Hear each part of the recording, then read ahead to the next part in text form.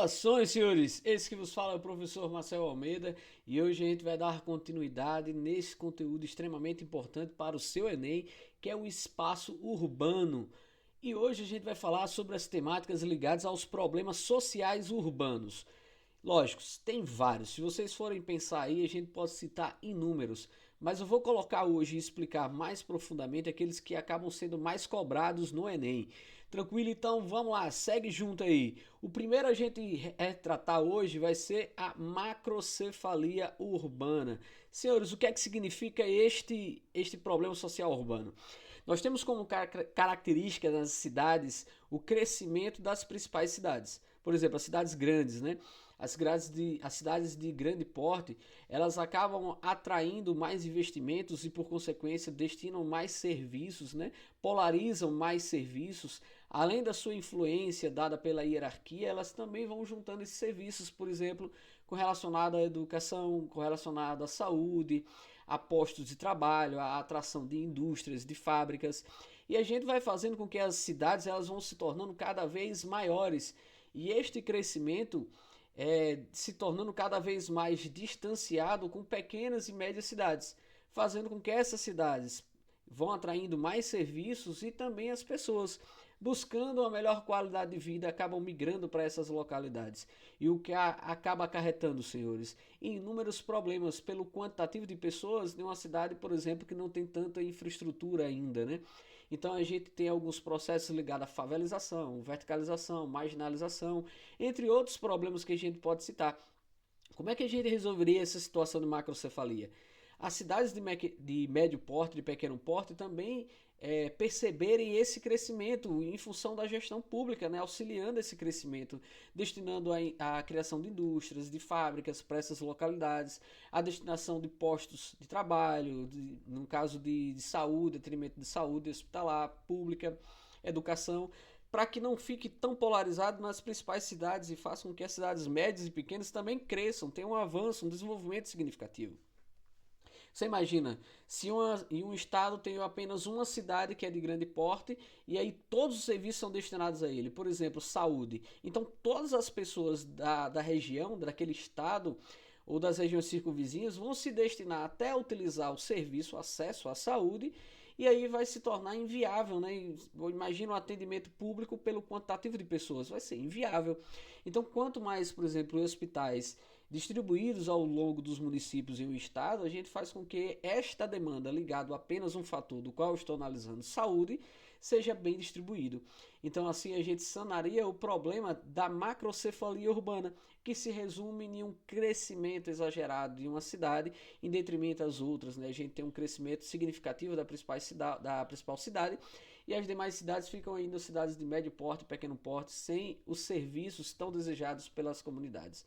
Tranquilo aí, senhores, vamos para o próximo ponto aí que eu vou colocar aqui. Mobilidade urbana. Senhores, tem um vídeo exclusivo sobre mobilidade urbana. Eu aconselho vocês a assistirem, está aqui em cima, para que vocês possam entender mais aprofundado. Mas eu vou dar, lógico, falar um pouco sobre ele, né? Essa mobilidade urbana está ligada diretamente ao deslocamento das pessoas na geografia da cidade. E ela interfere diretamente na qualidade de vida, porque muitas das vezes esse tempo de deslocamento, mesmo que um trajeto curto, acaba demandando muito tempo em relação à quantidade de veículos, a quantidade de movimento dentro das vias.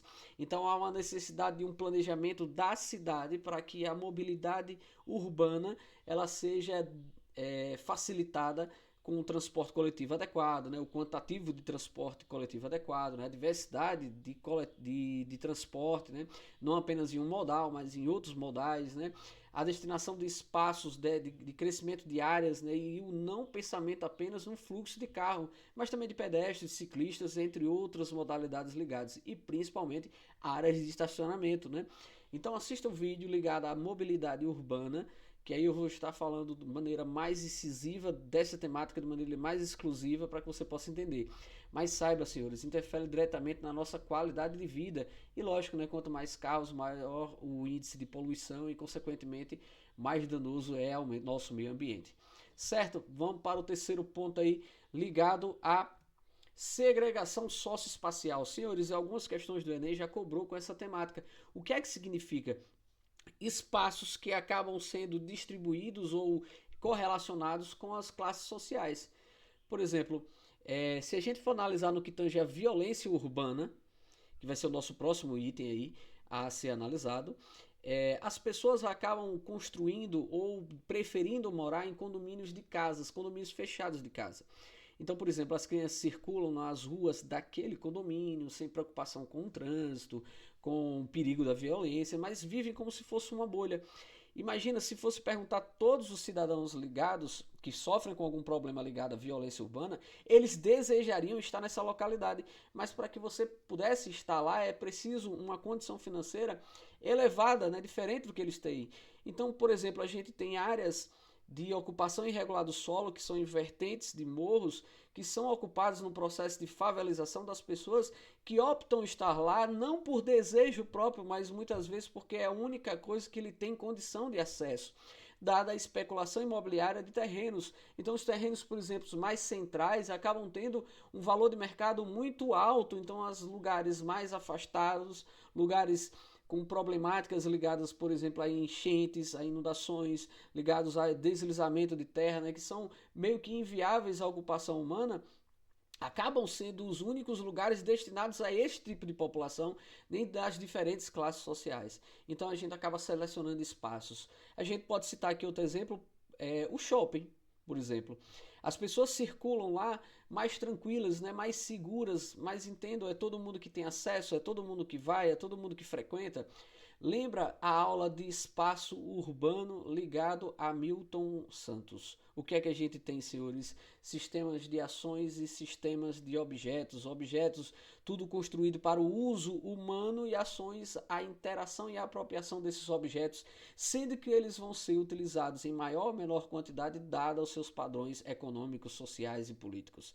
Tranquilo? Então vamos para o último ponto aí, que é o ponto da violência urbana. Senhores, é uma realidade bastante crescente, infelizmente, nas nossas cidades, dado o quantitativo de pessoas e a falta de assistência, então a condição de vulnerabilidade. Certo que a gente não deve nunca conectar tão somente a desigualdade social como um fator determinante para o aumento da violência urbana ou da criminalidade, porque senão a gente estaria julgando que apenas criminosos estariam inseridos em classes mais baixas, então os mais pobres, e não é dessa forma que a gente deve pensar, mas que a condição de vulnerabilidade ela pode ser um fator suscetível a adentrar na violência em si, mas não é fator determinante, fixa sempre isso, e é uma violência que acaba sendo crescente e altera significativamente na qualidade de vida, onde as pessoas, por exemplo, não vão para onde desejam ir, no horário que desejam ir, acabam se limitando os seus momentos, o seu momento de lazer a determinados turnos, a determinados locais, por receio ou medo de alguma situação ligada à violência, né? E aí, por exemplo, a gente acaba sendo preso nas nossas casas, né? Colocando mais cerca elétrica, mais câmeras, mais cadeados, né? Realmente sendo trancados dentro da nossa própria residência, com receio de estar saindo em algumas localidades do nosso grande Brasil.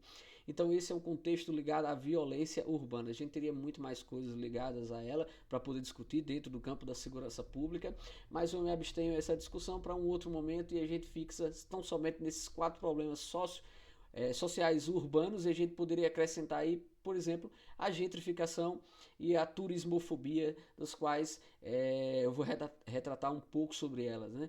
A gentrificação é diferente da revitalização, na revitalização de um bairro, por exemplo, trazer vida novamente, né?